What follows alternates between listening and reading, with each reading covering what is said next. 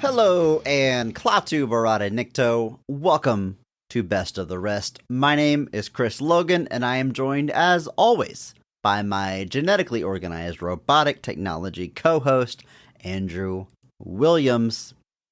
How you doing today? You know. I do know. I know. I think I know the answer to that every single time that I ask you, Andrew. I'm just doing my best, man. That's good. That's all we can do, right? You know. What more can we do?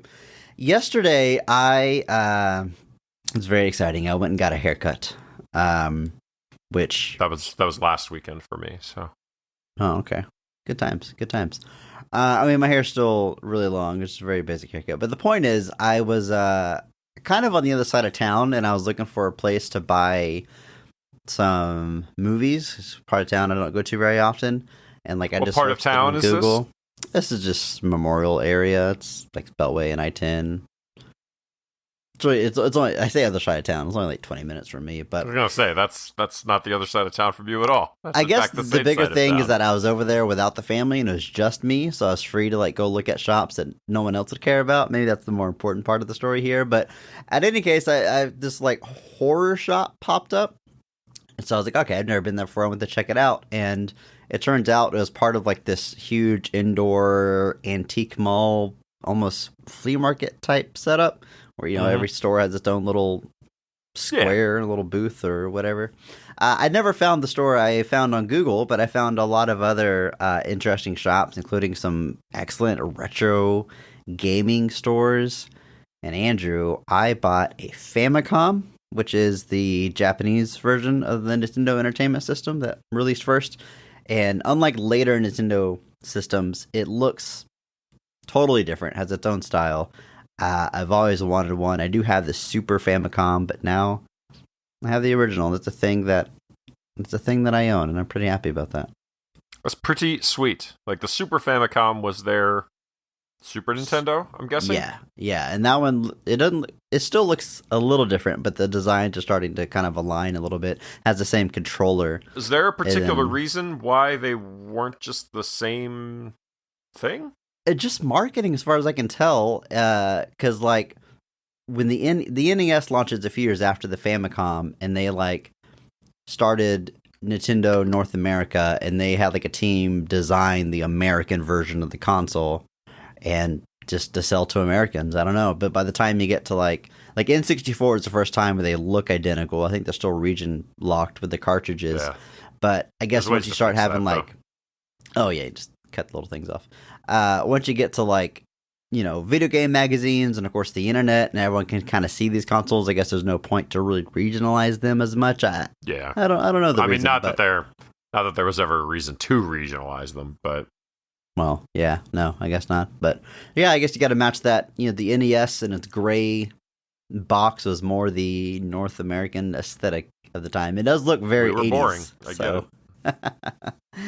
Yeah. The Famicom's like red and white, isn't it? It is, and the controllers are hardwired in, and then like they fit on the side. The second controller has a microphone, which can interact with some games. It has a disc.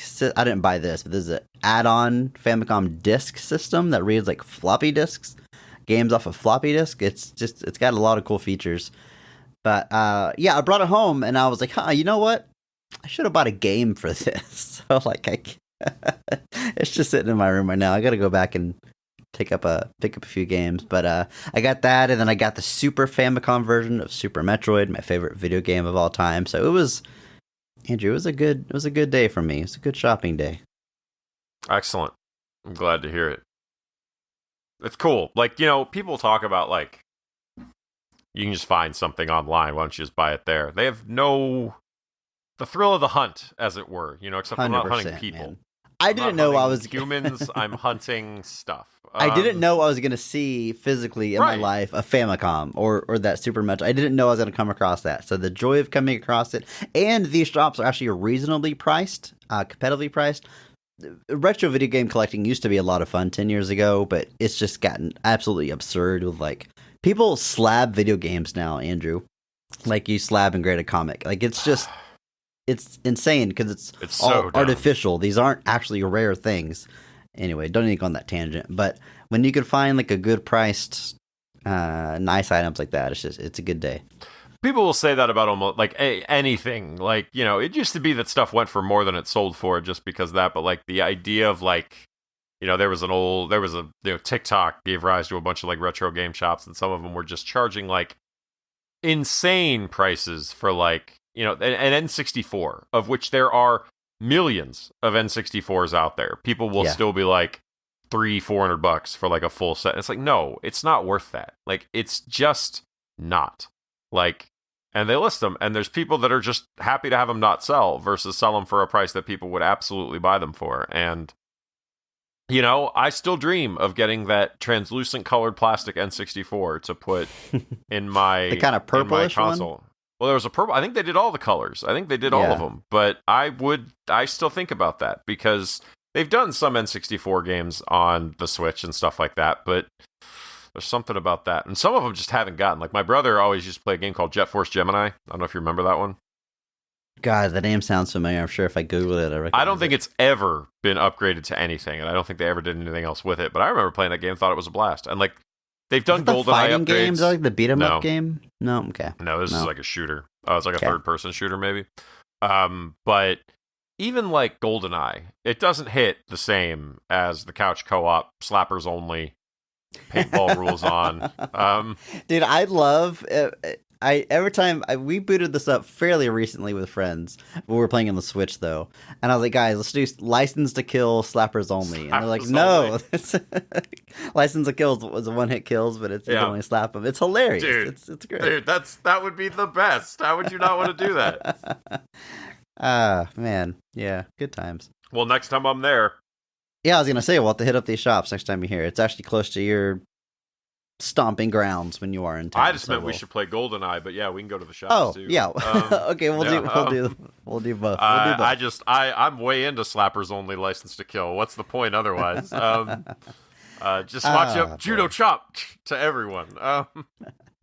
Well, we're not talking video games today, Andrew. Video Game Month 2 has recently passed. We're in a whole new genre because each week we take a second look at a movie that was poorly received upon release and challenge ourselves to only talk about the things we like and what the movie does well.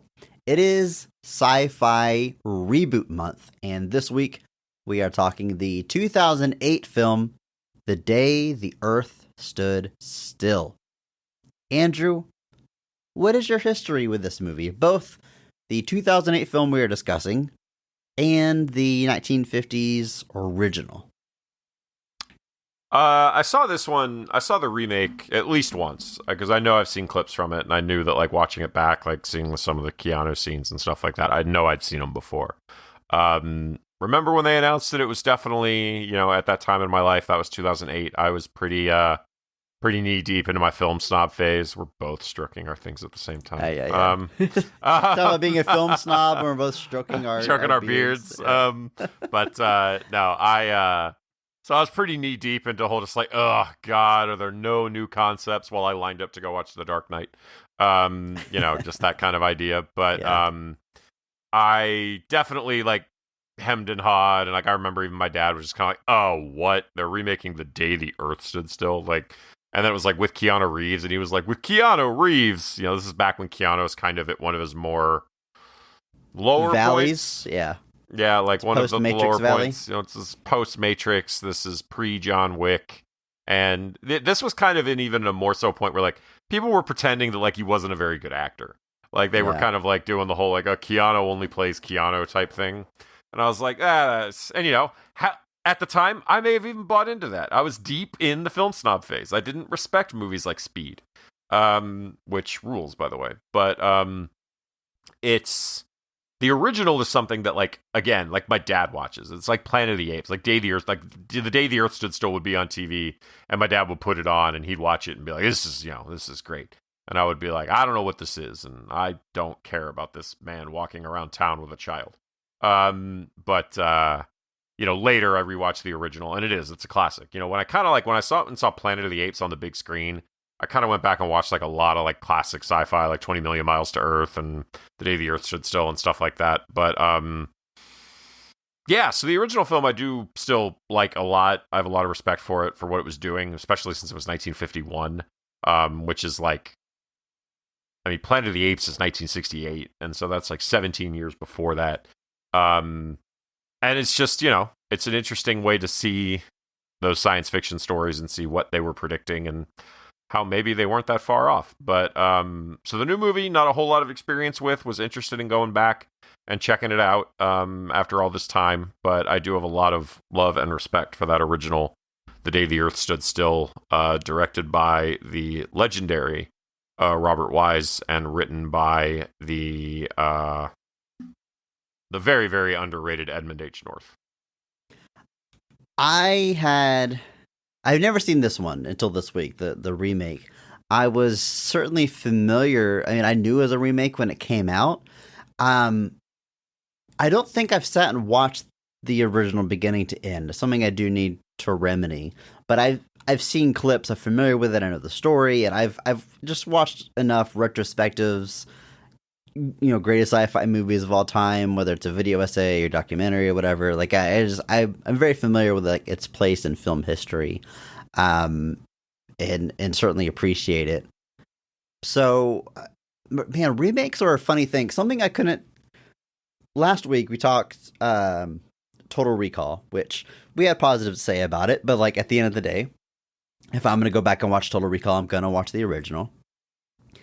Remakes are a tricky and difficult. Like, it's already very hard to make a movie. Making a remake, it's like you get the idea that studios do it because there's a built-in interest in the IP, and so it's quote unquote easier. But I think it might be harder. It's certainly like just a different set of challenges. Like, do you tell the exact same story? Do you put your own twist on it? Like, both have their pitfalls, right? People are going to complain if you do everything shot for shot and you do Gus Van Sant's Psycho, and it's like, why did you even do it? Or you change things too much, and you're like, well, why did you even remake it? You're doing something totally different. Like, it's just, it's tough. But like, there's a lot of remakes I do like. Like, I'm not, again, talking about film snob phase. There's probably certainly a time when I was like, oh, why do they even no original ideas, blah blah blah. But like Dawn of the Dead, the Zack Snyder one, I think is awesome. Like, I love that movie. It doesn't supplant the original. It's just, I don't know. I don't know what the formula is, and that's probably why these movies are so hit or miss. Like, how close do you, and a lot of it has to do with like the legacy of the movie you're remaking. If you make something that's relatively obscure, I feel like you have greater license to kind of do your own thing, and there's less of an uphill battle. But like, the more well known or influential the thing you're remaking, I think comes with a ton of challenges. Like, could you make like Wizard of Oz today? Like why? Why remake Citizen Kane, a movie that's literally called the greatest movie of all time? Like, there's no upside. And I think on the other end of that scale is good movies that maybe don't have much of a modern audience, which I think The Day the Earth Stood Still leans closer to that, even though it's insanely influential. It's really a film nerd kind of thing. Like, you've got to at least have a passing interest in film history to be familiar with this movie. So I think it's ripe for a remake. I think remaking this is the most sacrilegious thing, if you will. Yeah, it's a tough thing because I think there are still iconic things from that film, but I don't think they're iconic to anybody now. Like you said, like, remaking a movie like this is something that like my dad will have opinions on because he remembers watching it as a kid. My dad was 3 years old when this movie came out. Well, that's weird to think about. But as a kid, I'm sure it was like, broadcast or put back into theaters or any number of things where he was able to watch it and see it. And then obviously, living through the advent of television and things like that, like he did, which is another thing that, I don't necessarily talk to him about as much as I should. But growing up at like watching the dawn of television, I don't really talk to my dad about that, and I should. But it's, there are things about like Gort, is obviously from the original is like a very, there of, do best lists of best movie robots or something like that. Gort's probably going to be on it because that's at the time was a very iconic looking, I guess, robot. He's still technically a robot, I guess. But, but yeah, generally by now, you ask anybody about what the day the Earth stood still is, they're going to be like, "What?"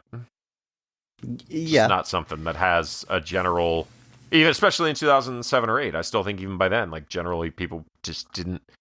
It's not caring sounds really mean, but it's kind of what it was. Like,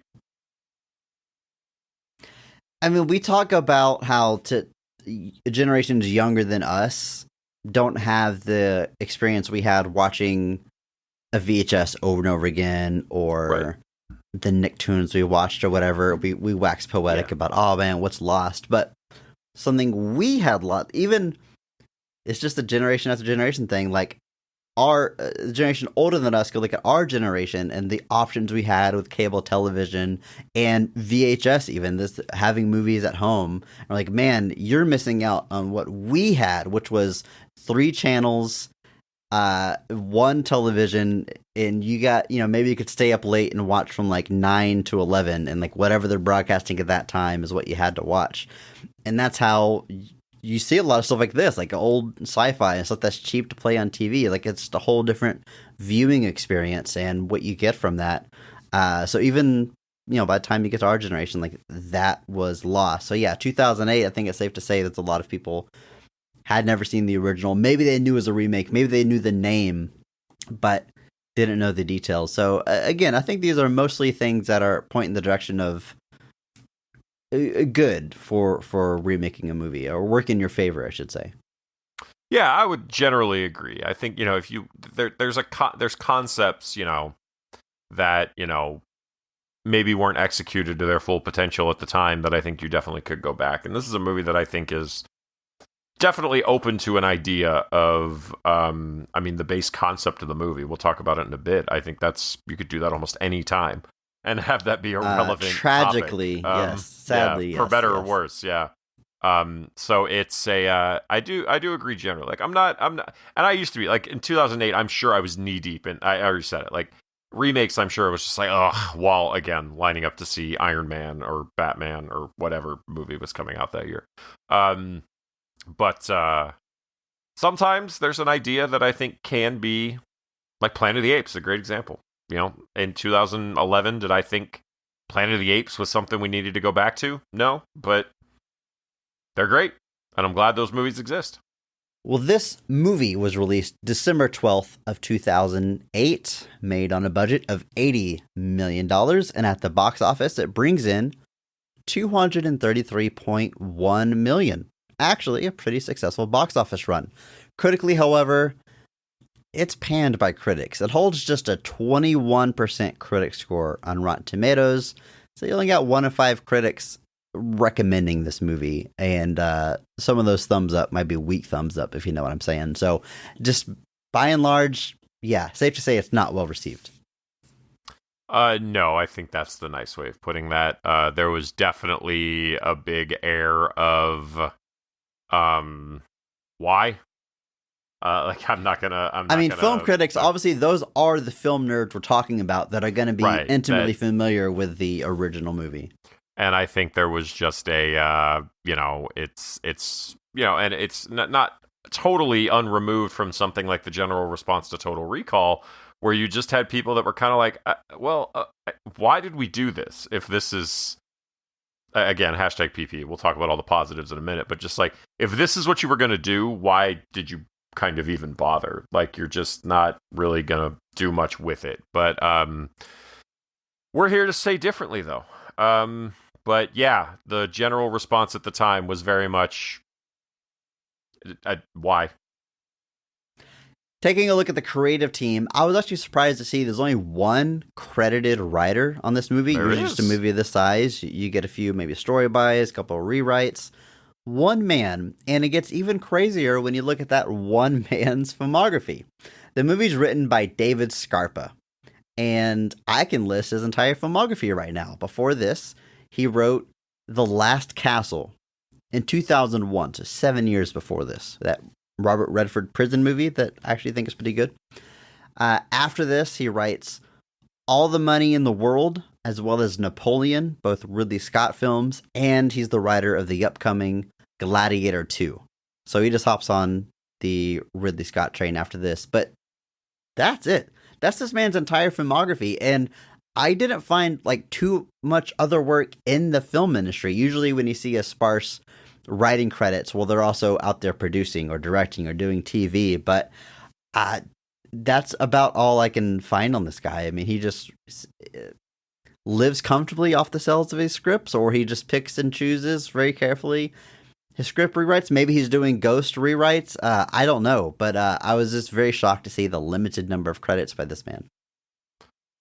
Yeah, it's kind of wild. And they're so spread out was the other thing for me. Like they're just like the last Castle is 2001. And then he doesn't write another movie until The Day the Earth Stood Still in 2008, and then doesn't write another movie until All the Money in the World in 2017. And then like I said, did last year's Napoleon, and is doing this year's Gladiator 2. The only other thing is a few episodes of Man in the High Castle during the 4th season, which is when a lot of people thought the show had kind of gone off the rails. But yeah, and I guess he's also working on a Cleopatra film, supposedly, and that's literally kind of it. That's very limited. If anything, it's like he's starting to gain notoriety now, when I can only assume the man has to be well into his 40s or 50s at this point. But yeah, I was very surprised by that. Also, very strange choice. I should say strange choice, but I was surprised when I looked at the filmography of our director, Scott Derrickson. Because it is a strange choice. Strange choice was the correct word, Chris. Okay, fair enough. I just didn't want to make it sound negative, because I don't think there's anything in this filmography. Chris, he directed Doctor Strange. My God. What's wrong with that? That's the joke. It's a strange choice because he directed Doctor Strange. Oh my Andrew. God. Chris. Hey, Chris, my God. That was pretty funny, and that's my fault for missing it. What a strange choice of director. Very good. Outside of this is the angle I was looking at it. Outside of this movie, he does almost exclusively horror, which is wild. So before this, he has a writing credit on Urban Legend 2, writes and directs Hellraiser Inferno and The Exorcism of Emily Rose. Then this, he goes from those low budget to, in some cases, straight to DVD horror movies to directing this massive Hollywood remake. And then after that goes right back to horror, writing and directing Sinister, Deliver Us from Evil, gets the nod from big budget Hollywood again with Doctor Strange, and then goes back to horror with The Black Phone. I mean, it's very obvious where his passion lies. And Doctor Strange, I can kind of see wanting a horror guy because of some places those movies go. But I don't know what it is about The Earth Stood Still that made him go with a horror-leaning director. And you look at the final product, I don't, even like destruction scenes and stuff, like I don't see a horror thing coming out, which isn't bad. I mean, he's, adapting to the story that he's directing. But it was, I'll say it again, Andrew, a strange choice. Truly, no pun intended, because I didn't even get your joke. Yeah, he spoke about it a little bit. He had met Robert Wise, who directed the original while he was a film student. He talked about liking the script, which he kind of decided was a retelling, not really just like a classic remake in the same sense. And he kind of used that same argument that we were just talking about, that like The Day the Earth Stood Still isn't like The Wizard of Oz. Like everybody still knows The Wizard of Oz. They know the iconography is The Wizard of Oz. The Day the Earth Stood Still is not kind of like that. The benchmark that he kind of used was Philip Kaufman's Invasion of the Body Snatchers, which was a 1978 remake of Invasion of the Body Snatchers, which rules. That Philip Kaufman Invasion of the Body Snatchers is awesome. And it's stacked too. It's got like, I was hanging out at a bar once, and the places that I tend to find myself. But it was on TV, and I couldn't remember. I was seeing all the people in it, and I was like, wait, who is all? And I was like, wait, what movie is this? But it's Donald Sutherland, Leonard Nimoy, Jeff Goldblum, Veronica Cartwright. Like it's like a weird combination of people. And I was just like, wow. And then I finally saw the right scene, and I was like, oh, it's Invasion of the Body Snatchers. It's very clearly Invasion of the Body Snatchers. So I kind of appreciate that approach to it, just kind of seeing it as like hey, this can be done. It's not like, we're looking at like one of the most iconic films brought to screen with like something like The Wizard of Oz. Maybe there's something I can do here. And like you throw in like the personal respect he had for the director, having gotten to meet him. I can see why, he might be like, hey, and if this had gone differently, maybe his career goes differently. But I'm kind of glad that, he's out there doing his thing. Did you ever see The Black Phone? No, I #PP didn't like Sinister, so I wasn't the biggest fan of it either. But because of that, but is Black Phone? Would you say it's better? It's way better, and it's got Ethan Hawke in it. So, so does Sinister, Andrew. That's true, but it's much better and still has Ethan Hawke in it. Okay. But that one's the Black Phone's based off a Joe Hill, who's Stephen King's kid, short story that he did. That's really, really good. Also, by the way, Joe Hill, who first off I respect immensely for not being Joe King. He wanted to kind of blaze his own path. And Joe King is a hilarious pun of a name. It is. Probably had something to do with it, Andrew. Yeah, just be like, you know what? Maybe not. But guys, don't treat me any differently. I'm just joking. I'm just joking. But he's a really, really great author. I like his stuff a lot. But he's done The Black Phone. A couple of other adaptations of his stuff that have been out there in the world that are all a little kind of weird. But Black Phone is one of the best. And they're apparently making more of it, which I feel less sure about doing more of it. But Black Phone is really, really good. I know Bray Wyatt's Uncle Howdy mask was influenced by it. That's about the only connection I have to that movie. So I'll have to dive in. I think it's streaming somewhere. I'll try to check it out, Andrew.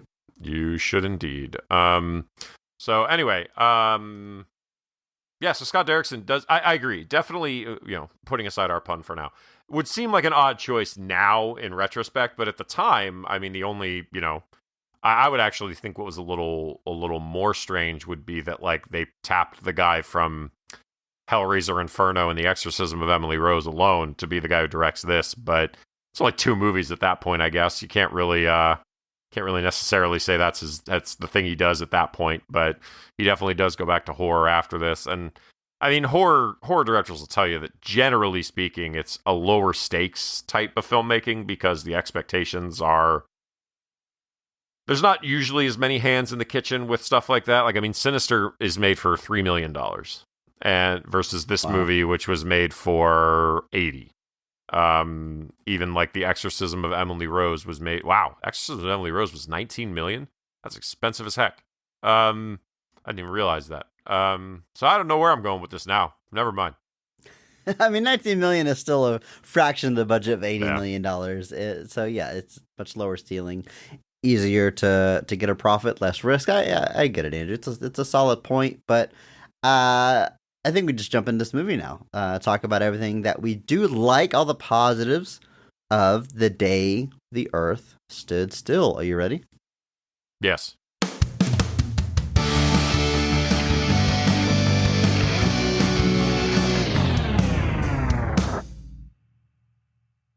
When an unidentified object is discovered to be heading to Earth, a top-class team of researchers and scientists are assembled to come up with a plan of action. But after the object, appearing as a sphere of light, safely lands in Central Park, the directive changes to understanding exactly what it is. Things further complicate when 2 beings emerge from the sphere, one appearing human, and the other a towering humanoid sentinel with the ability to disrupt our defense systems.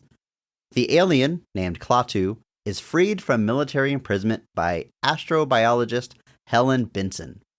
Now on the run, he explains that his mission is to wipe out the human species in order to protect planet Earth. Now Helen must convince Klaatu that humans are worth saving before it's too late. And Andrew, I think down to the names, that synopsis could also apply to the original. Maybe Gathering All the Experts is a little different, but the main story here is almost entirely untouched. The big difference is we're wiping out humans to save Earth. Big difference is the reasoning in the original was nuclear war, and the reasoning here is climate change and our effect on the atmosphere.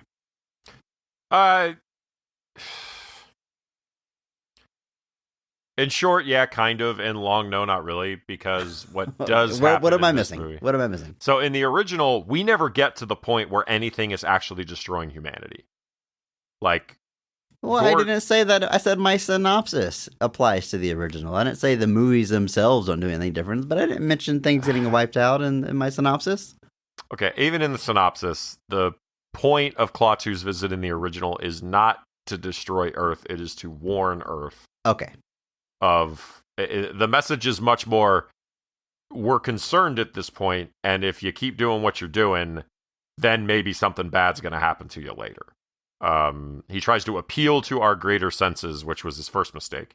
But yeah, there's not the broad strokes of get up to a certain point are very much the same, but then the movies do diverge very much in that, like, in the original, it's very much a warning message versus this one. He's kind of like, nah, this is what I'm here to do. So played a little bit differently once you get to a certain point. Fair enough, Andrew. Well, we're going to talk further about these differences and specifically what this movie decides to do. But before we get to those scenes, we're going to talk about the cast of the film, starting with the high point, best casting, best performance of the movie. Because every episode we recognize one person who goes so far above and beyond the call of duty that they actually elevate the quality of the entire film with their performance. And we recognize that person by giving them the Mark Strong Award. So, Andrew, kick us off. Who is getting a Mark Strong Award for The Day the Earth Stood Still? I am going to go with one of our leads, but not maybe the lead you're thinking of. I'm going to be going with Jennifer Connelly as Helen Benson. She's an astrobiologist at Princeton University who, when this being ship arrives, she is pulled in by her former colleague / friend, Michael Granier, to assist in studying whatever this thing may be. This is a pretty big upgrade for the character. In the original, she is a secretary that just kind of gets brought into Klaatu's circle by chance. Whereas in this movie, she's a kind of active recruit from the NASA people looking into this. She's way more on the forefront of the line. She's smart. She's capable. And I like that. Also, there's not really a romantic aspect at any real point in this movie. Not at all. Not at all. Even though, you know, it feels like it's just a classic trope to be like, oh, Helen starts having a thing for Klaatu, which it's kind of hinted at in the original, but not really. It's more in the original. It's that Helen's boyfriend that she has is threatened by Klaatu, and who wouldn't be? Michael Rennie was a good-looking dude. But it's so I like that the character gets a kind of much more prominent role here, has a much more active participation in kind of Klaatu's arrival. To the point that Helen is like one of the first people that Klaatu sees when he comes off the ship.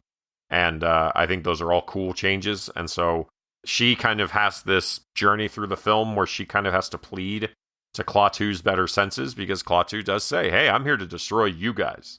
It's like, I didn't say I was coming here to save humans. I was coming here to save the Earth. Right. And so she's kind of the one that has to appeal to his senses to change his mind. And ultimately, she is capable of doing that. And I think that is a great thing for the character to evolve into. You talk about remakes taking things and kind of remixing it. I think this is a great example of that. And I like it a lot. And I think Jennifer Connelly is up to the task. Alum of the show? The Rocketeer. Yes. And Hulk. Wow, yeah. And man, I might have blacked that from my memory. And Hulk. Maybe she picked up a Mark Strong Award before. Who knows? No way to check. She but may yeah, have, we've talked about her a couple times. Couple of times. Andrew, So, did you know that she plays Karen in Spider-Man Homecoming? Because I never noticed that until looking through her credits right now. Which Karen? The voice of his suit. Didn't know that. It's Jennifer Connelly, apparently. Yeah, isn't that wild? What a weird thing. Wow. Anyway, yeah, great work. Not much else to say. She's a tremendous actress. We've talked about her before. Yeah, she's awesome. She's fantastic. But she shows. I feel like I don't know. I don't know if she chooses the roles carefully, or maybe she just bows in and out of like the limelight. But she showed up in Alita Battle Angel. I remember seeing that and be like, man, so great to see Jennifer Connelly again front and center because I just think she's fantastic. Top Gun Maverick, she was there. Yeah. She was on that Snowpiercer TV show for a long time. I never really watched it, but I know it was on for like 3 or 4 seasons. And I know she's on Dark Matter, which is a new show based off the Blake Crouch novel of the same name. I think that's what that is, unless I'm mistaken. But otherwise, she is still out there, still kind of doing her thing around. But it is... Yeah, well, she's also getting my Mark Strong Award. I don't know if I said that yet or not. But yeah, officially, I'm agreeing with you. Jennifer Connelly, Mark Strong Award winner for this film. We agree. That's fantastic. Andrew, you mentioned she's just one of our leads, though. Obviously, the person that this movie is sold on, who like, the poster for some reason has always stuck in my mind. It's just like half of Keanu's face. Like, they really just sell us on Keanu in this movie. He's the lead. He plays Klaatu, and it's a very good performance. But the thing is, like, his job is to be alien and strange, even a little cold.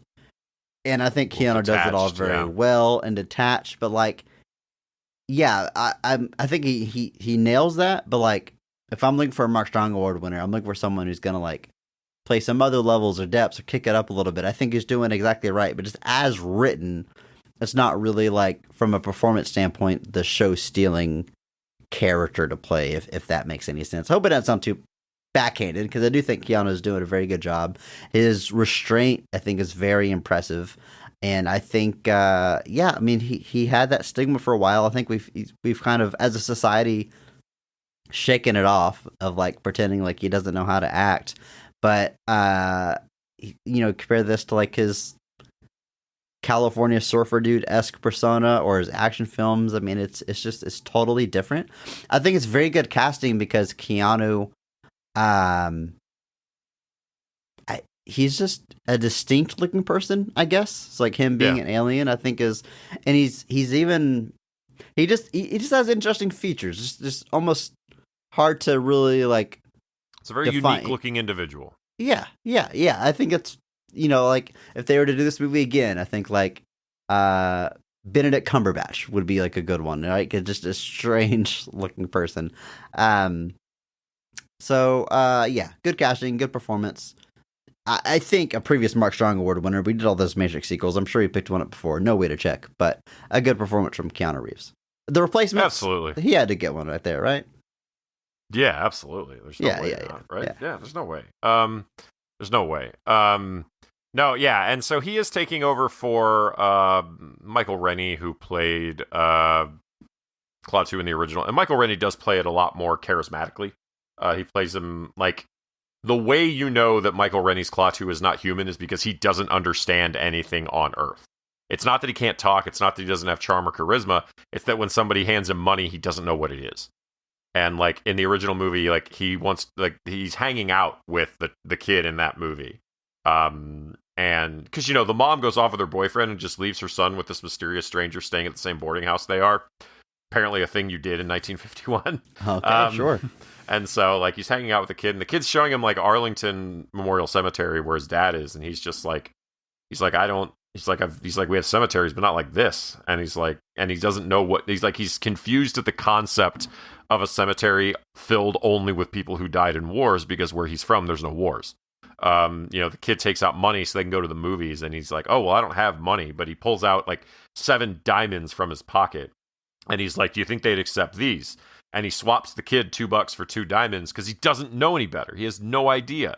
So that's the indications that he's alien in the original, is that he just doesn't understand human customs.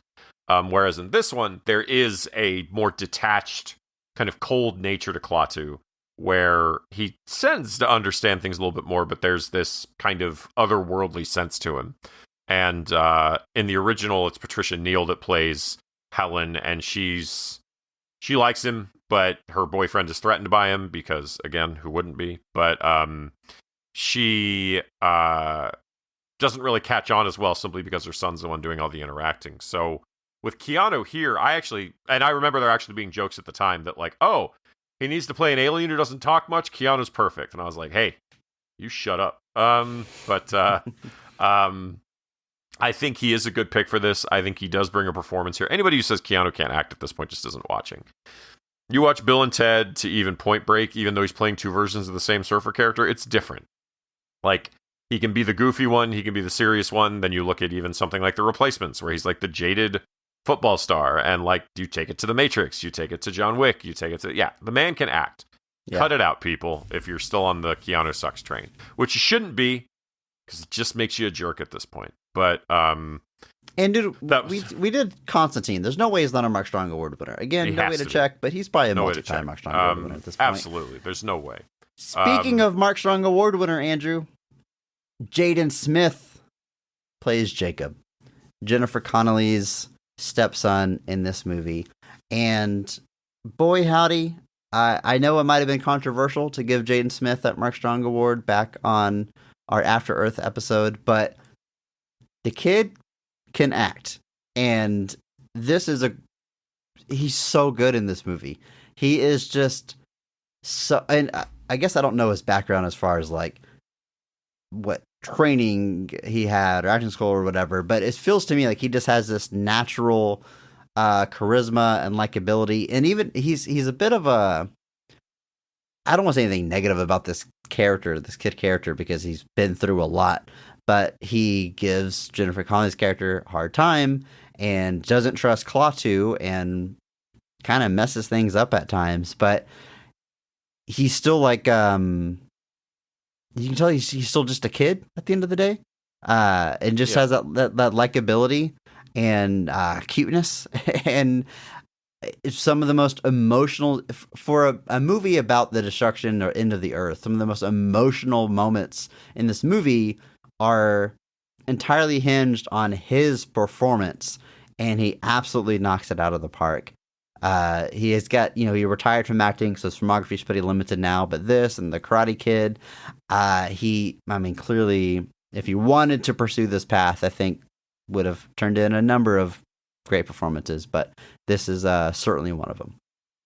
I agree. He's got a lot of grief that this character carries, a lot of stuff that he's still not really processed yet, and I think Jaden does a really good job bringing that to the screen.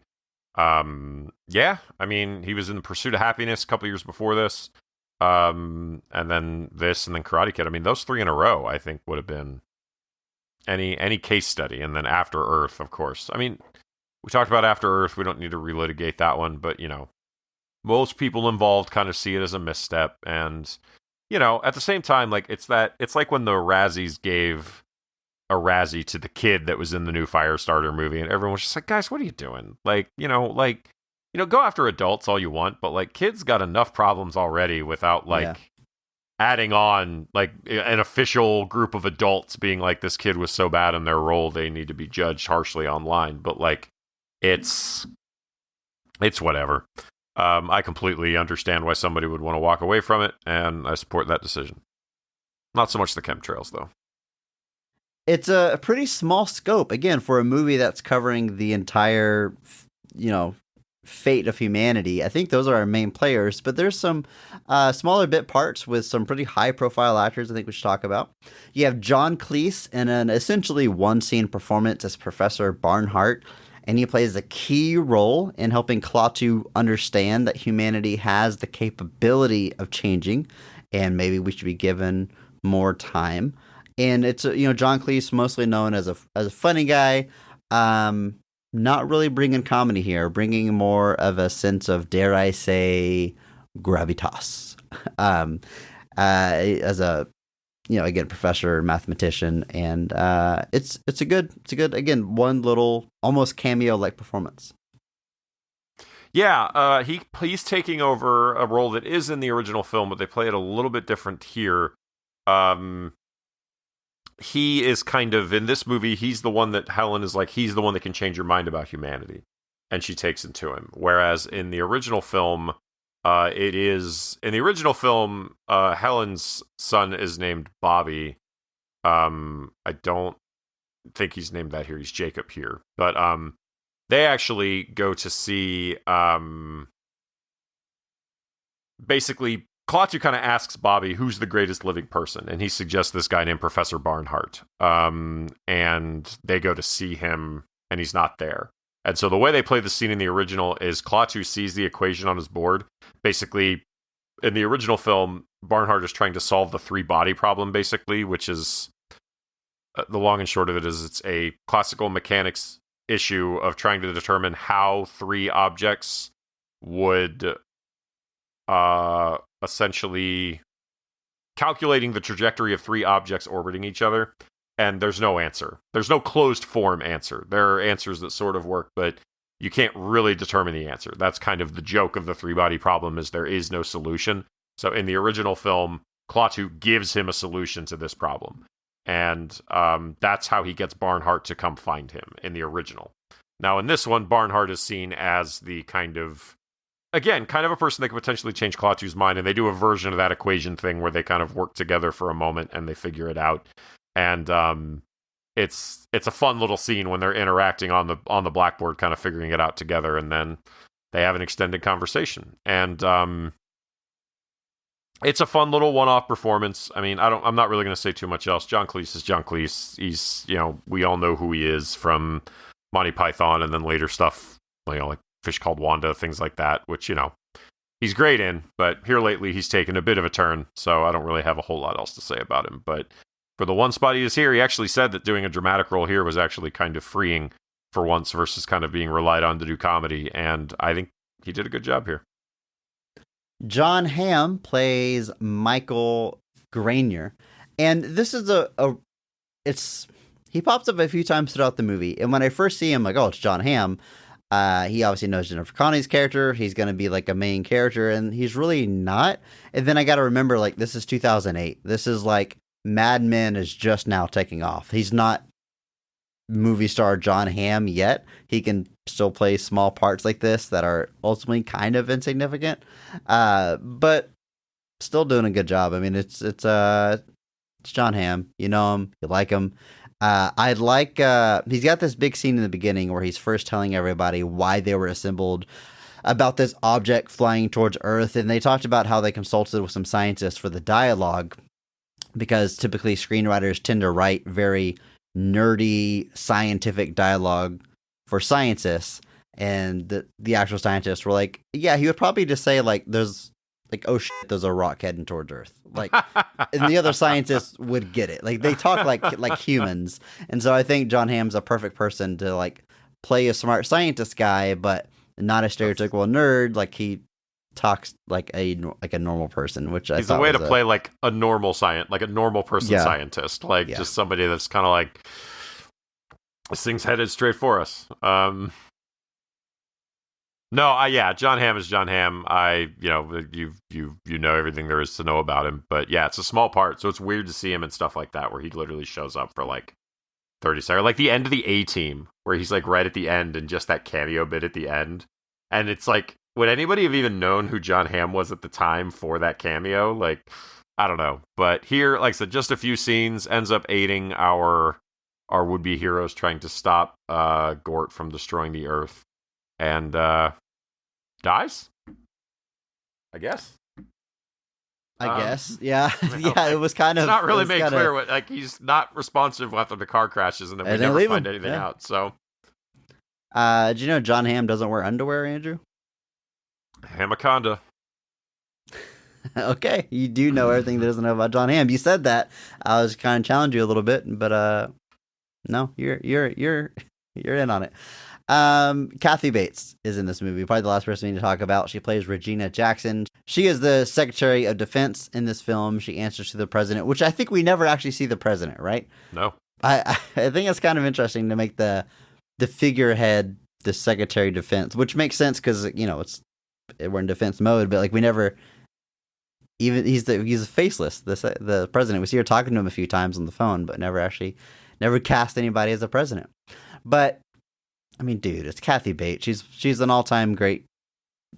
I almost said character actor, but I think she's beyond that. I mean, she's just a great actor. What I love about her career is she will just show up anywhere, do anything, whether it's like something intense like Misery, or like more like a, I don't know if I call Fried Green Tomatoes a feel-good drama, but like a not really, no. No, but a drama or like an Oscar play, but she'll also show up and be Adam Sandler's mom in Waterboy, or she'll do a small run on The Office like late in her career. Like she'll do anything, and she knocks it out of the park every time. I think you always know to a degree what you're going to get from Kathy Bates, but that's not a bad thing because it's always an excellent performance. I agree. Even stuff like Titanic, where she played Unsinkable Molly Brown, like she's all over the place. She's done tons of great stuff everywhere. Yeah, you know what you're getting when Kathy Bates is in your movie, and she's just a legendary actor at this point. Yeah, she's an Academy Award for Misery. I mean, essentially playing a horror character and got an Academy Award for it from an Academy who never wants to award things like that. So that's how good she is. So that speaks for itself. And again, pretty small role, couple of key scenes, otherwise just kind of pops up throughout the course of the movie to kind of offer mild things to say at the time. And then apparently shot all of her scenes in 2 weeks, no less, too. So efficient. Also a professional. Yeah. Andrew, that covers our cast. I think it's time we talk about the scenes of this film. And you know what we're going to do. We're going to start with the high point, with our personal favorite scene of the movie. Dare I say, the best scene of the film. So, Andrew, in your opinion, when is this movie firing on all cylinders? And what is the best scene in The Day the Earth Stood Still? I will be going with, it's essentially the scene where Klaatu escapes from military custody. So, it's a strange sequence of events that lead up to this, because, like, he has this, like, outer skin, sort of, but, they find out that it's basically like a spacesuit, essentially. Like, it functions, they mention a placenta. It's placenta. Which is not something I don't want to think about. He's covered in placenta. But, after they like take out the bullet, and he just ages into essentially Keanu Reeves. Now, there was a scene at the beginning of the film where we clearly, I guess, saw them get a sample from this guy that looked just like Keanu Reeves, and so that's clearly where they took this from. But just in case they had to come back, I guess. Anyway, what they end up doing, they're kind of deciding that they send him to be interrogated, basically. Which is just a weird choice. So they hook him up to a lie detector machine, and he's asking him a bunch of questions, and he's not really giving answers.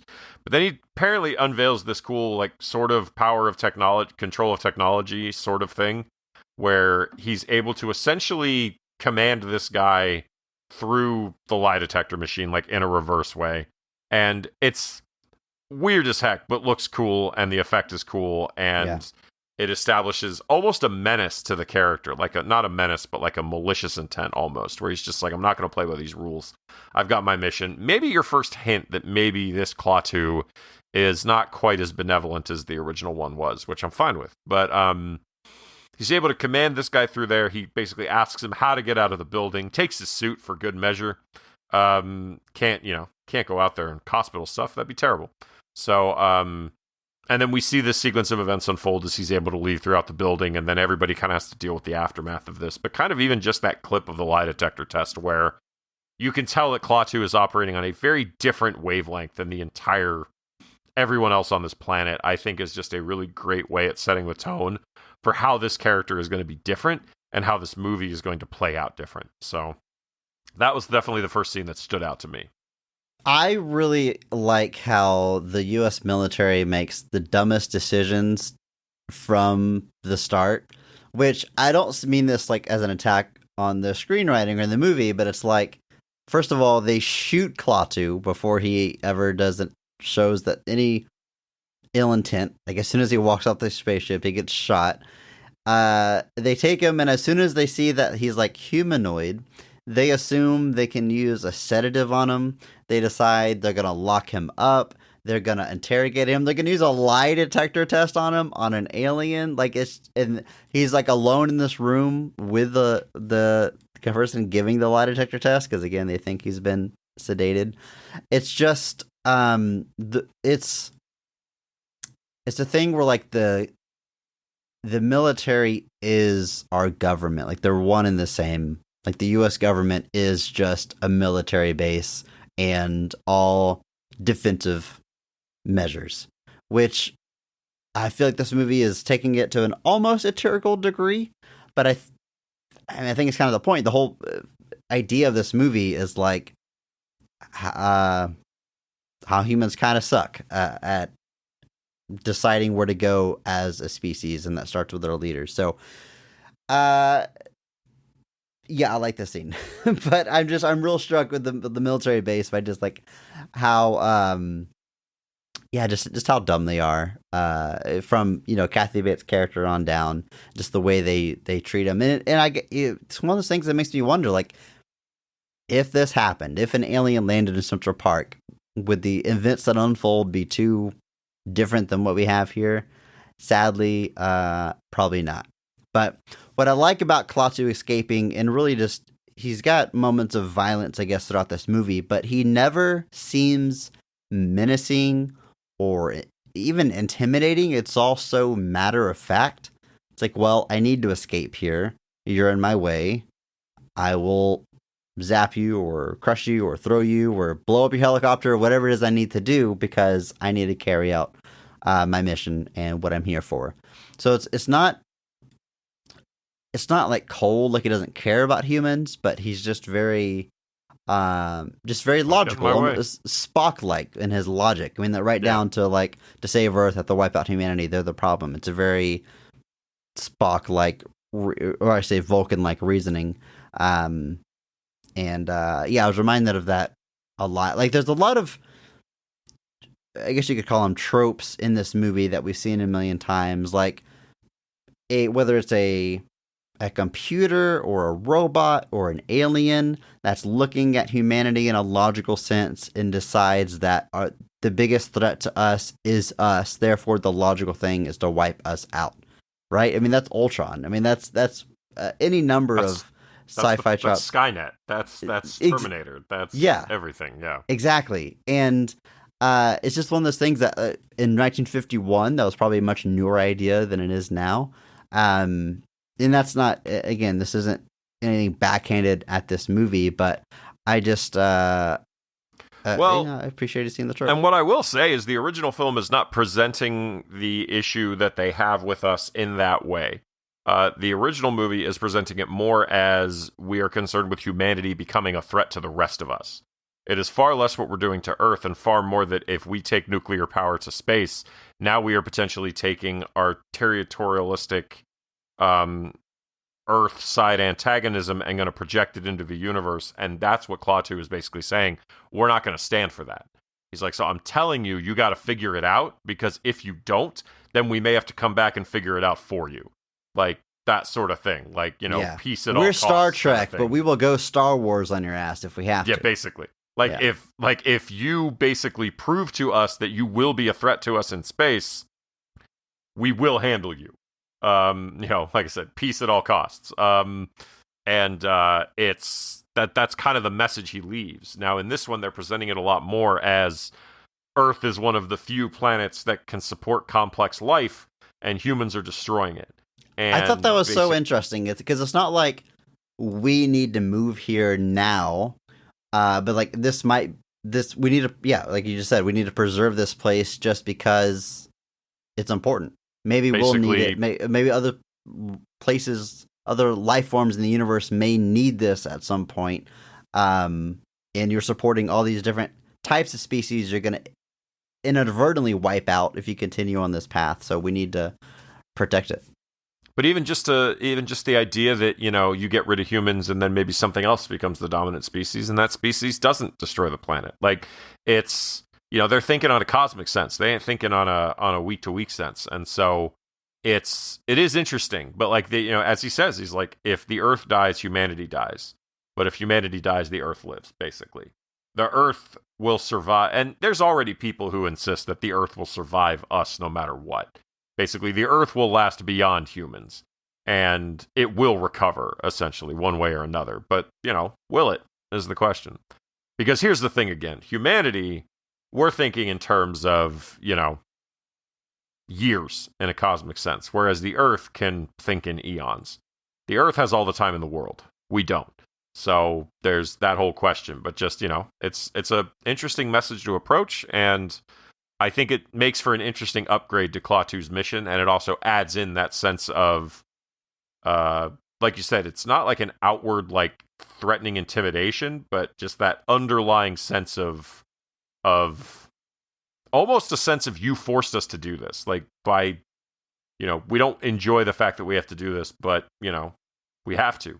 If I can use that as a chance to, what's your favorite scene, Chris? Have we gotten to that yet? You're on a roll here, Andrew. Use that as a chance to what? We can follow this. Well, I was gonna jump into the John Cleese scene for a second, because that's the same idea there. Is he, basically Klaatu's entire message is essentially that you are going to destroy the Earth, and we want the Earth to stick around, and it's this notion of the imminent threat that humanity poses to Earth, but not giving us a chance to fix it. So against what they do in the original of warning us first, in this movie, he's like, you've shown us that you're not going to change. Yeah, it's time.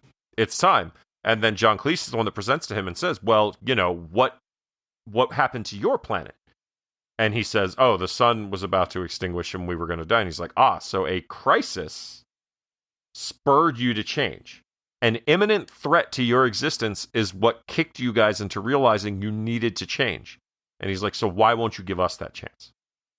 And Klaatu doesn't really have an answer for that. And it's ultimately the gamble he takes on Earth, is that what happened here will be the precipice to make Earth change. Spoiler, it won't be. Well, you know what my answer to that is Klaatu.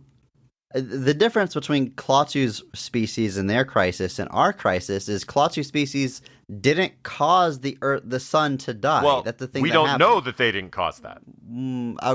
Fair. I guess that's fair. But humans are causing their own crisis, which seems, on the surface, like a pretty different situation. Maybe it's not. But I think ultimately, at the end of the day, our crisis, you could argue that the destruction that happens at the end of this movie is the crisis. And that's the thing that's going to cause us the change. This is the exact same theme as Tomorrowland, right? I mean, this ending is the ending of Watchmen, isn't it? But again, these are themes we've seen a million times. But Tomorrowland, everybody just keeps trying to get humanity to be better, and we just keep not doing it. Yeah, the people in the other dimension are like, no, you've proven you're never going to change. Like, we've given you warnings like about climate change, and you've decided it's not going to change. And they're like, no, please trust me, one more chance, we can. Like, it's the same argument. And it's crazy. We've been making movies about this for 70 plus decades years now. Well, about climate change specifically. I mean, climate change specifically a little bit longer. 20 to 30 years, but just the imminent threat of humanity against itself. I mean, the original Day the Earth Stood Still is 1951. That was 73 years ago. And that message was, you guys need to be better. But that's just a dumb movie. What is it now? Okay. Okay. Let's go to my favorite scene. Try to dig out of this darkness a little bit by talking about my favorite scene, which is what I think is the saddest in the movie. I was debating between two things, but I think what I got to go with is the scene that like made me actually cry watching it. I mean, this movie, if it's gonna have that big of a hold on me, I've got to highlight this scene. Klaatu has demonstrated that he can not. He injures this cop by throwing a car into him, and then he like shocks his body and brings him back, which Jaden Smith's character interprets as like the ability to bring someone back from the dead.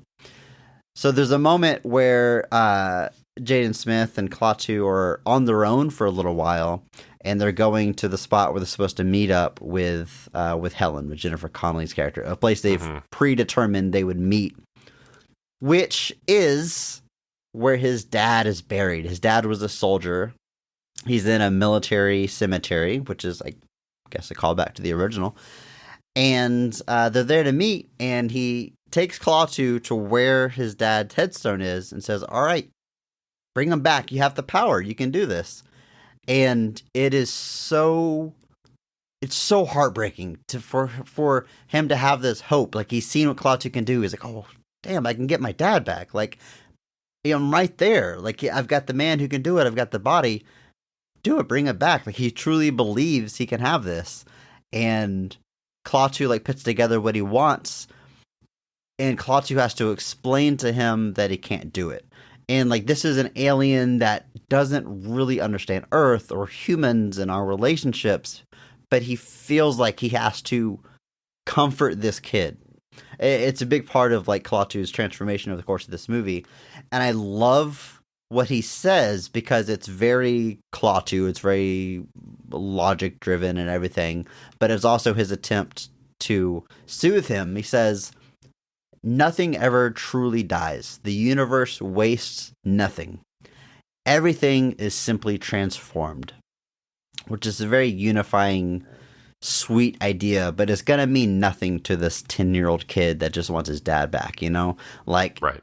It's not gonna bring him any peace, but it's the only thing Klaatu can do, and, you know, Jaden Smith is obviously devastated. He thought this thing could happen, and now he's being told that he can't, and I think it further drives his hate towards Klaatu, because he doesn't, again, he's a kid, doesn't fully understand the big picture here. And then Jennifer Connelly shows up. She realizes he's, you know, really distraught, and he tells her that he's all alone, and misses his dad. And it's this is the part that makes me cry. So I don't want to get into too much. I don't want to start crying on the podcast. But she's saying that he's not gone. He's still with you. I see him in you. And I thought it was such an interesting choice to even make this family dynamic of a stepmom and a stepson. And his biological mom died at birth. She was never around. And his biological dad died about a year ago. So, like, they're left together. Because it's already, it can already be a tough relationship, step-parent and stepson. But you take out the biological parent, and it's like, what is holding us together? And that's kind of what he's feeling. Like, well, you're just stuck with me. You didn't choose me. And obviously she does care for him very deeply, and she expresses it here, and they hold each other, and they cry, and it's just a super sweet moment, and has a big impact on Klaatu, where he can see humanity's capability to build a family and care for one another, and it's got greater, connotations for the greater story, but the performances are just so good, and it's the little kid wanting his dad back. It's just so heartbreaking. So I wasn't expecting it in this movie, and it kind of came out and hit me in the gut out of nowhere. So I've got to highlight this as my favorite. Yeah, this is a great scene for all the reasons you said, and I don't want to talk about it anymore. It's tough. I was debating between two scenes, and I kind of mentioned in passing the other scene I was thinking about, and it's whenever Keanu Reeves hits a police officer with a car. They're out in the woods, and this is where we first find out what's going on with Klaatu. He goes out and he activates another sphere that leaves Earth. It gathers a bunch of animals and then leaves Earth. The movie tells us later this is basically Noah's Ark. They're gathering samples of life to preserve.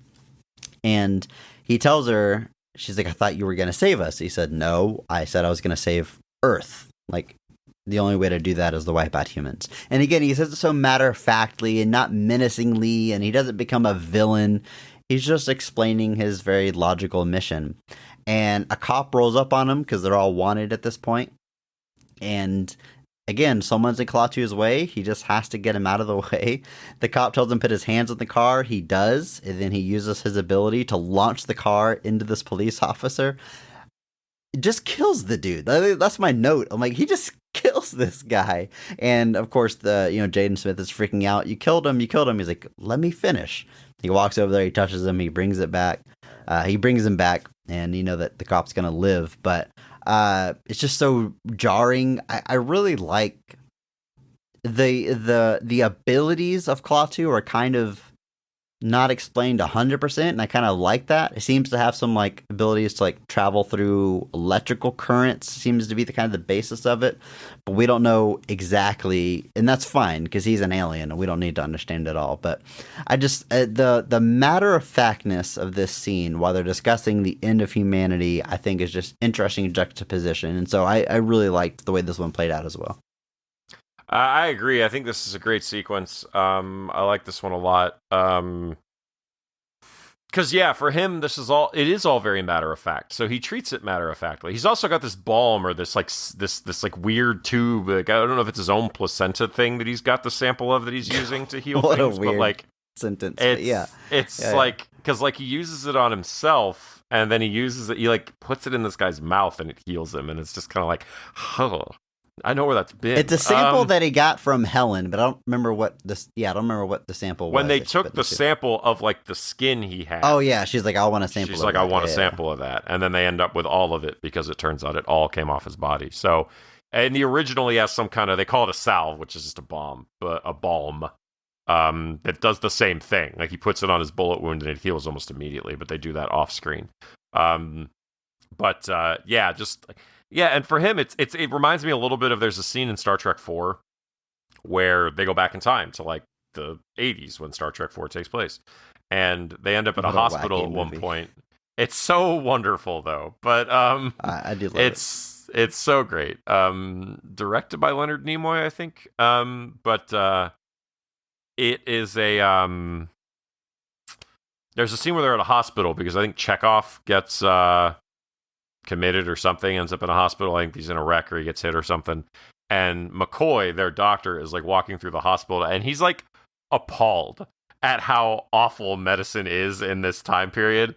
He's like, there's this woman that's like got like a dialysis machine or something next to her, and he's just like, what's wrong with you? And she's like, oh, my kidneys are failing, I'm on dialysis. And he's like, dear God, take one of these. And he gives her this pill and then walks away. And then they cut back like 5 minutes later, and her kidneys have healed themselves like completely. Like they like have completely fixed themselves, and he's just like appalled by it. But just the notion that like someone dying is like so like inconsequential because, oh, I'll just fix it, he's fine. And you like here's bones fixing themselves or something, like it's like there's cracks or something like while this guy is like healing, and it's really weird. But yeah, it's I guess when you're from a place where this stuff is common, you would treat it like it was common.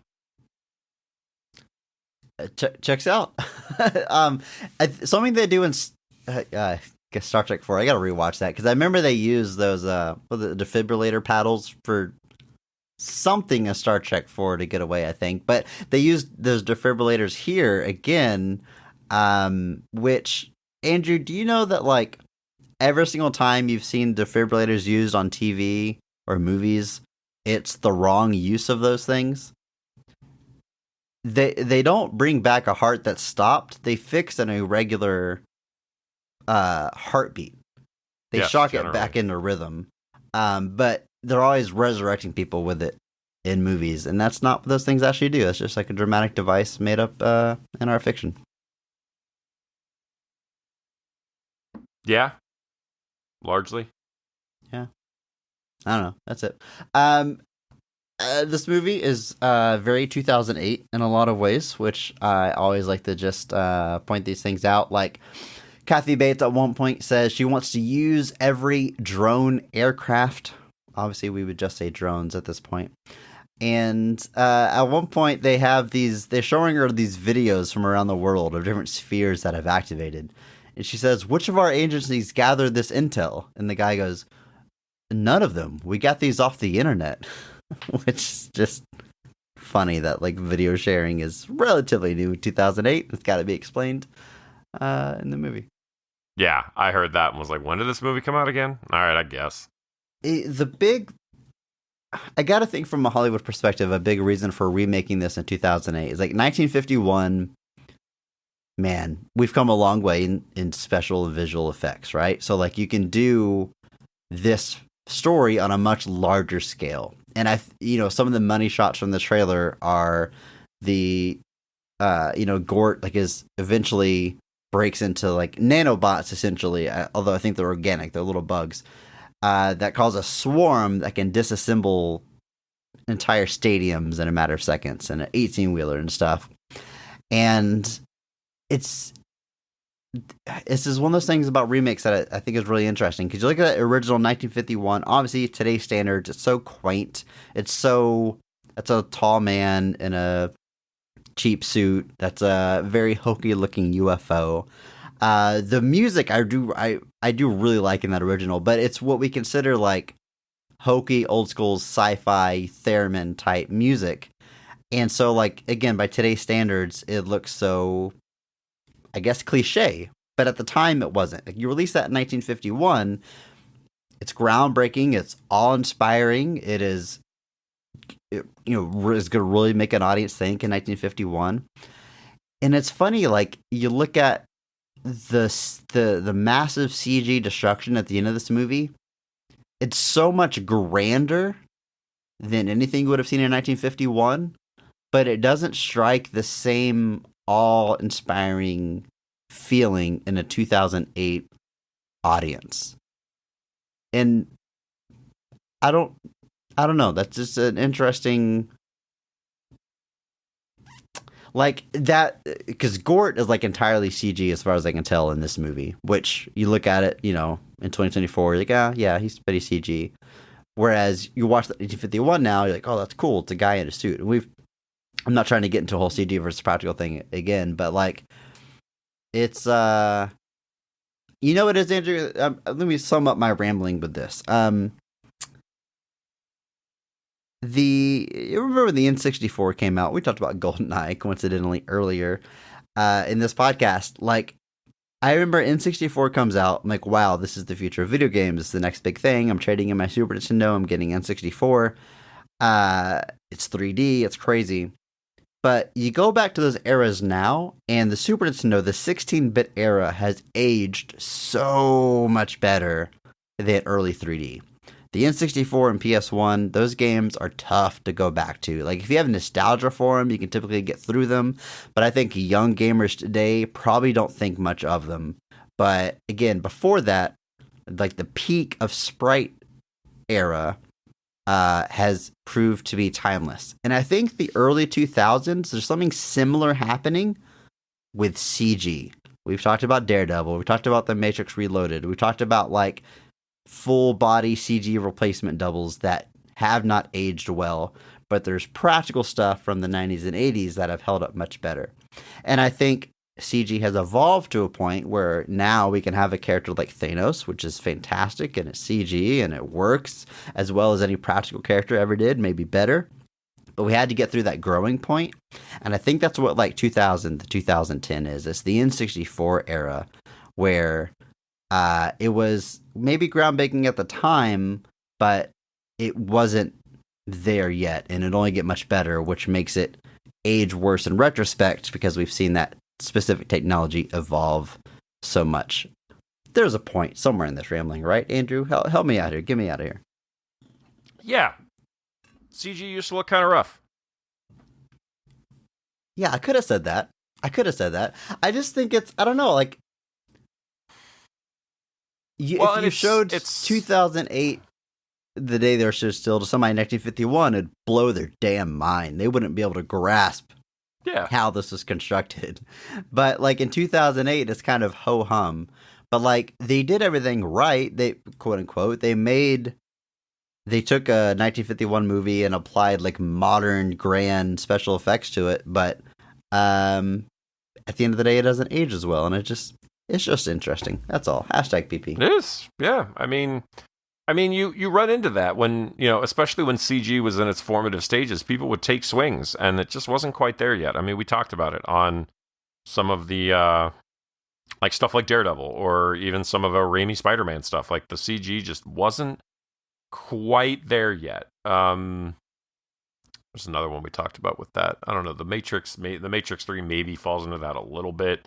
But it's interesting to see the development of it, because even now, like, you get things like Thanos, but then flip side, you'll watch a movie where the CG looks pretty poor. And I think that's mostly a time thing versus anything else. There's this rush to get movies done now in such a way that the development and the polishing on the CG just doesn't get to be there. But yeah, I mean, but that's how it is. I mean, Star Wars in '77 was groundbreaking. It was unbelievable.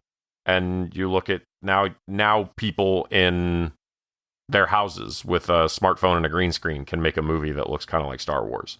It's just the nature. I mean, I talked about this, Clerks cost $37,000 to make. I could make Clerks today with my phone and it would look better. Yeah.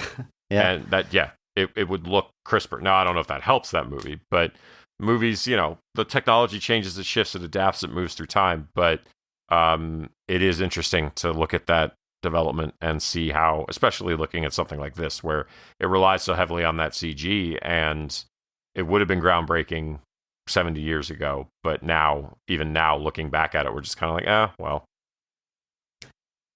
This is a pretty serious movie in tone, but there was a particular visual joke that I thought was fantastic, where Klaatu tells Helen that he needs to go meet someone, and he directs her where to go. And we have the shot from outside the car. She's like, "It's here," and she's pulling up.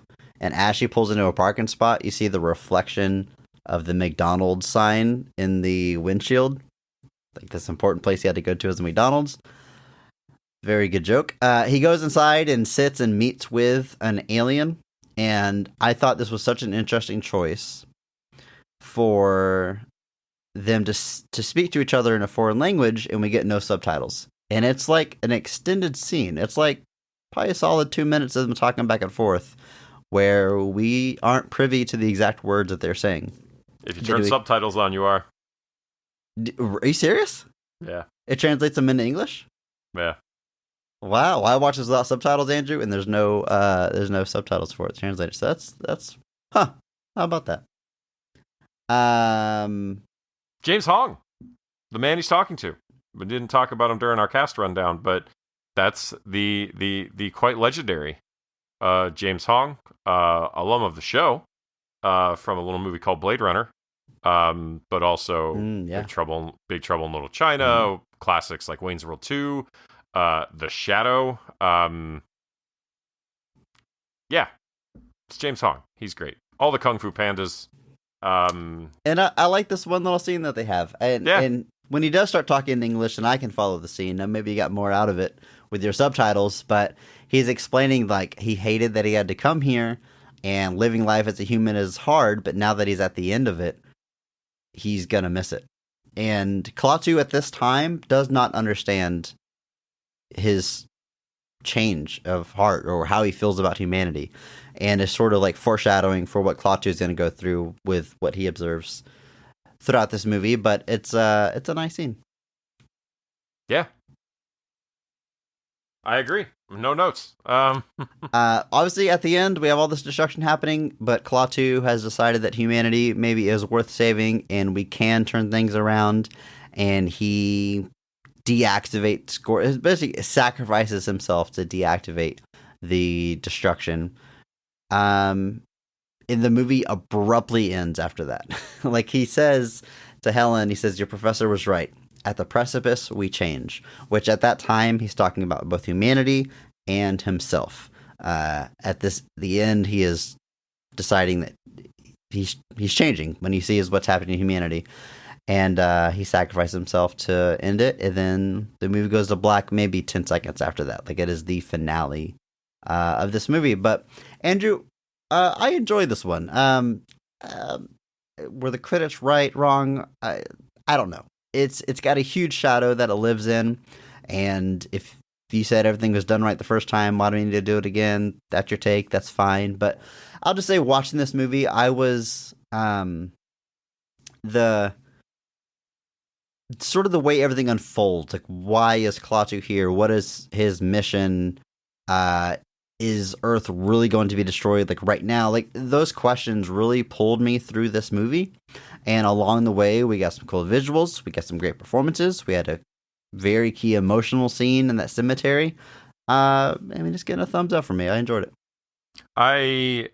Just to speak a little bit more about the McDonald's scene, the dialogue I actually think is really interesting. I didn't realize it wasn't subtitled for everybody, but they basically talk about how, first off, James Hong's character has been on the planet for 70 years. He has been here a very long time, and they basically have a conversation that's kind of like, he basically is like, "You've been out of contact for a long time," and he's like, "It's a hostile territory," and Klaatu is like, "Yeah, I know. Like, I got shot when I got here, so I know." But he kind of basically tells him, like, what James Hong ends up telling him is, he's like, the worst part is they know it's coming.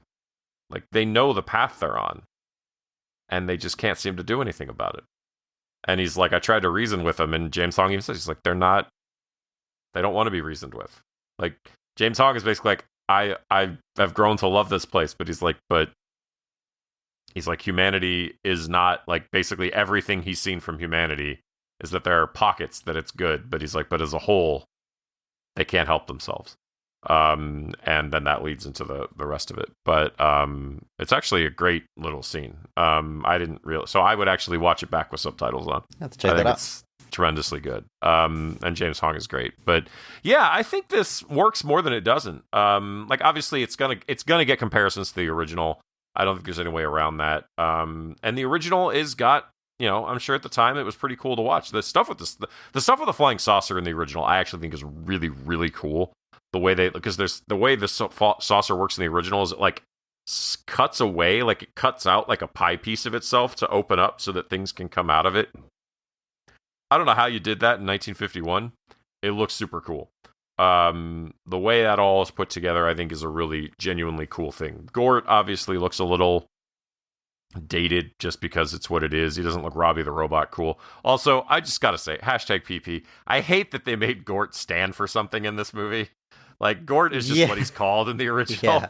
In this one, they were like, genetically organized robotic technology, I think. I was like, come on, and they even said, guys. They make fun of it immediately. You have the military and your military acronyms. And their acronyms, yeah. I was just like, you gotta be kidding me. Kyle Chandler there, too, shows up briefly. I forget exactly what his character is, but Friday Night Lights man himself showing up briefly. And then also meets a rather devastating end. But, and that's the other thing. This movie is not shy away from the fact that there are sacrifices in this film, unlike the original, which largely avoids them. But yeah, I liked this. I didn't have any issue watching it. I thought it was an interesting kind of updating of the concept. But the problem with something like this is you're always going to be in that shadow of the original. And I don't think it quite stepped out of it enough for its legacy to kind of exist at all, because this movie doesn't really have a legacy. But you know what I think is really cool? We remake a classic like this, and like you can always say at the very least, well, like if this introduces it to a new audience, this story that might then seek out the original, that's a step in the right direction. That's a good thing. That's a positive. And the original Blu-ray release of this movie came with a separate disc that contained the original 1951 version of the movie. How cool is that? Like you buy this movie and you get the original on disc. That is, I've never heard of that before. I think that's such a cool move. I agree. I actually remember that, I think, when it came out, that they were like, get both versions of the movie, and I was like, well, that is pretty rad. So should do that more often.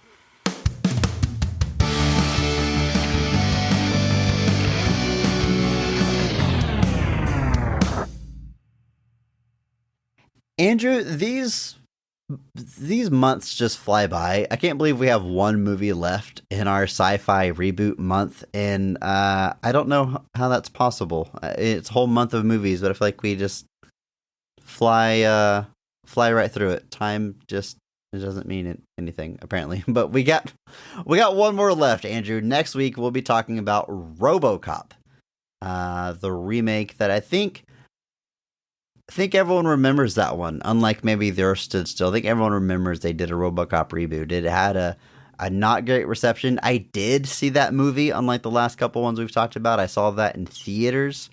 My hot take maybe at the time was like, I didn't hate that. Maybe wasn't singing its praises, but I haven't gone back to it since then, so I'm excited to check that one out. I feel like my hot take is pretty similar. It lives in the shadow of RoboCop, obviously, but it's not nearly the train wreck that people would have you believe it is, especially when RoboCop 3 exists. So, #PP. But I'm just realizing just now that 2 of the movies we're covering this month are remakes of a Paul Verhoeven movie. Yeah. Yeah, the other one being Total Recall. Andrew, we'll be talking about that more next week. But for now, it's time for our question of the week. And if you want to ask us a question for a future episode, you can do exactly that by hopping into our Discord server. There's a link in the show notes if you have not joined us already. Please do join the community, come hang out, leave us questions just like Frankenwaffles has done. Here's what they say, Andrew. What's a soundtrack that you are glad you own? Either because it's unique or you really enjoy listening to it. For me, it's the soundtrack for Out Cold. It's the only place I know of that the song Anytime by Eve 6 was published. And that song is dope.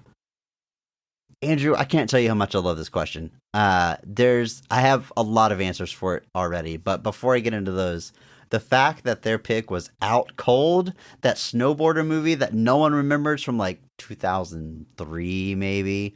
Uh, I don't own this soundtrack, but I'm very familiar with it because Lit is on there, it's one of my favorite bands.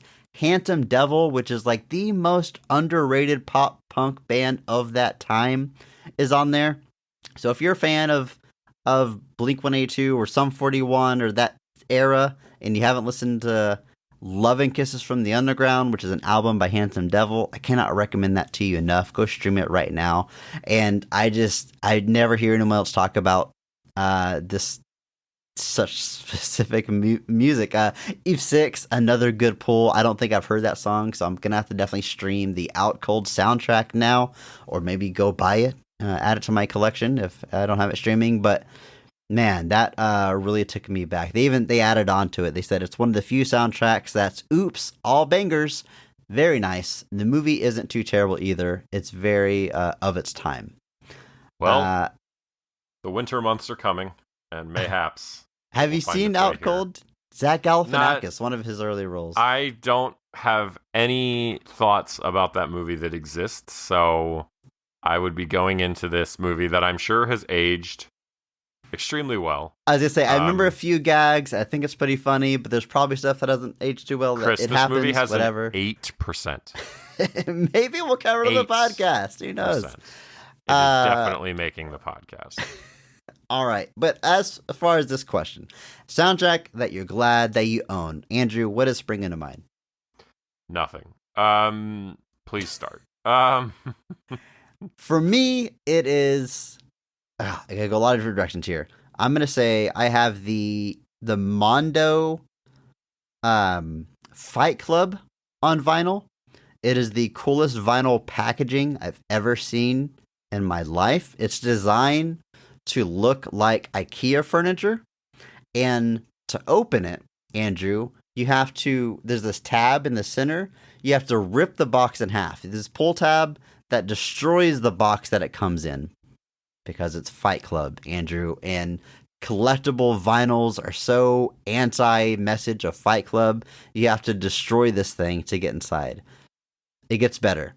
I, being the person that I am, did not want to destroy my nice new vinyl packaging, so I meticulously unpeeled the side label that was glued down. I unpeeled it so I could slide the vinyls out. Andrew, when I unpeeled that flap, underneath it was printed, "Stop trying to control everything and just let go." There was a message just for me, straight from the movie. They called you out big time. I thought that was just incredible, and it's the Dust Brothers. It's a cool looking vinyl. It's a good music. But as far as like, yeah, I'm very glad that I have that. As far as like prestige vinyl pressings, but as far as like looking at music, yeah, that's kind of the question. Because like I own a lot of scores, and I do own a lot of film soundtracks. But like I like a lot of film soundtracks, but I'm like, trying to think of one. There's one that's coming to mind because I actually remember buying it when I was much younger, and this is going to be this will be my answer. It's the soundtrack to Bill and Ted's Excellent Adventure. Nice. Was that a cassette you had? It was a cassette. I think there was a cassette in my house.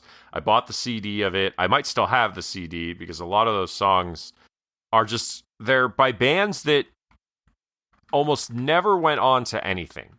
And I was just really shocked.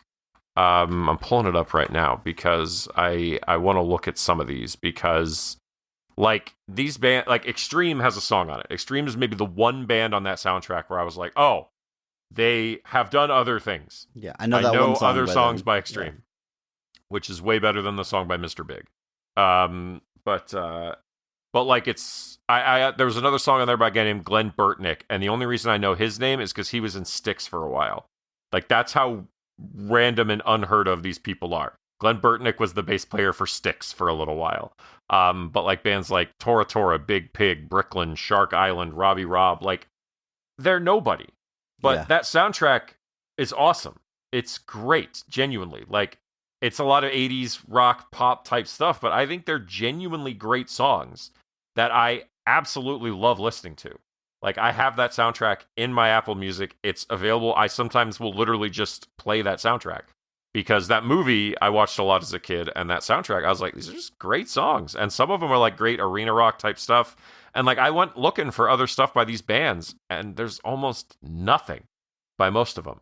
They existed, but like none of them went on to any fame, but like almost all of them are like Bricklin is one that like the guy from Bricklin, Scott Bricklin, did some other stuff, but like Shark Island even has 2 songs on this soundtrack and nothing.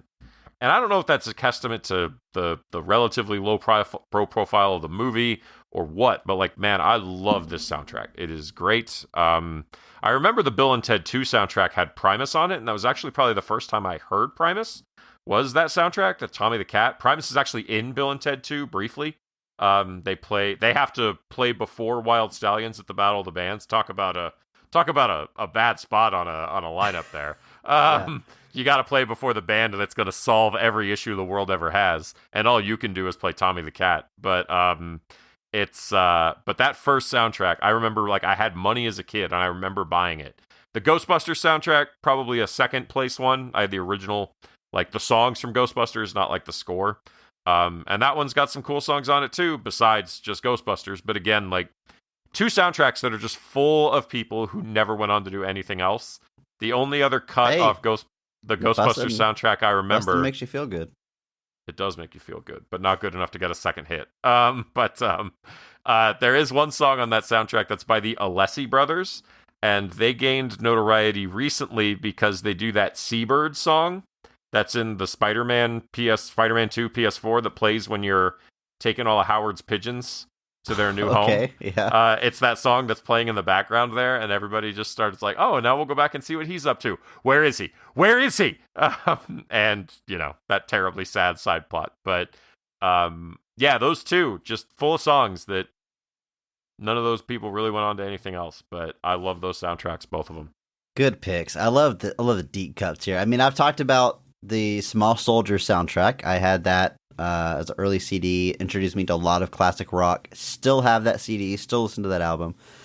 Fantastic. I bought this was when I was buying music early on, I bought like the Armageddon soundtrack, which introduced me to Our Lady Peace before I even knew who they were, before they hit big in America. I've bought a lot of soundtracks. This is also something I think I've talked about before. I've tried to collect every single Toady song, and they had a lot of one-off songs on soundtrack, so it's the reason I have the Cable Guy soundtrack, which is a very good soundtrack. It's the reason I have Escape from LA, which turns out is a good soundtrack. I still need the Crow City of Angels. I look forward to every time I go to Half Price Books. That's got a Toady song on it. I will keep an eye out. The 90s were really dude, one time I went to Half Price Books.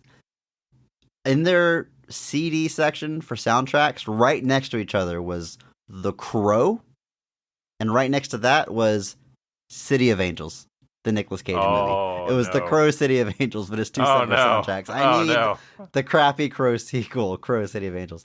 The 90s were just like the peak of movie soundtracks, because it was like there'd be 2 or 3 songs in the movie, and then the label would put together like 5 more artists they want to promote on that, music from and inspired by the movie. Inspired by, that was the big thing. You would be like, the big one I remember is Daredevil the album. I mean, that's getting into like the early Spider-Man 2000s. had that one song by Chad Kroeger. And Josie Scott, I think his name was. Yeah. But like that was where it was. It was on that soundtrack. That's where you had to get it. That was not uncommon at the time for a band to full on record a song that existed only on the soundtrack. And they didn't go anywhere else. They didn't exist anywhere else. Okay, so I got a rabbit hole here. The Red Hot Chili Peppers have a song called Soul to Squeeze, which is like a big song on the radio. Heard a lot growing up, really like it. It was only on the Coneheads soundtrack, which is the reason I eventually bought their greatest hits they released after By the Way, because it was the first time I could find Soul to Squeeze without trying to track down the Conehead soundtrack. So it's the reason I bought that greatest hits compilation. What was not on that greatest hits compilation was their cover of Love Roller Coaster, which is exclusively on the Beavis and Butthead Do America soundtrack, which I do own on CD because I wanted that song by the Chili Peppers. And man, I've never been quite this dedicated to seeking out a band's full filmography, but it is intense. And like I said, the 90s were definitely the biggest offender of it. You just had stuff everywhere that this is the only place to get it. It was, and I remember the inspired bys being a big thing, because you would have some 4 songs from the movie, and then it would be 6 songs that had nothing to do with the movie. And you were just kind of wait, why are they here? And it was just, they're just trying to sell some CDs, and sometimes they were super successful. Good times. It's a different time. Andrew, things now aren't like they were when we were younger. Have you ever noticed that? I have. And it actually, I'm not going to lie to you. Sometimes I have to go seek out CDs because I'll go to streaming and these things aren't there. Sometimes these, especially the inspired by albums, stuff like that, they're not there. Or an album's there, but only 4 or 5 of the songs from it are on it, some of them are grayed out, they don't have the rights to all the songs. They don't have the rights to them or anything, but they're still going to list them there like a friggin' jerk. And things now are not like they used to be.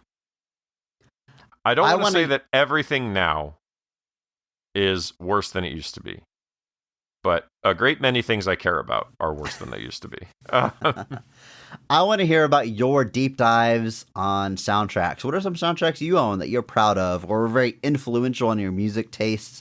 Let us know. Hit us up in that Discord or on social media. We want to hear from you, and come back next week for RoboCop. And until then, just remember that maybe not every movie is great, but all movies have greatness. Thank you to Mark Benavides for singing our theme song. Check him out on Instagram at NotThatMarkAnthony. And thanks to Mitch for the music. You can follow him on Twitter at I'm a Biggie Boy, and check our show notes for his SoundCloud link. Check out our store on TeePublic for some Best of the Rest merch. And if you enjoyed this episode, please share it with a friend. That's the only way that we grow. Follow us on social media at BOTRcast. Thank you.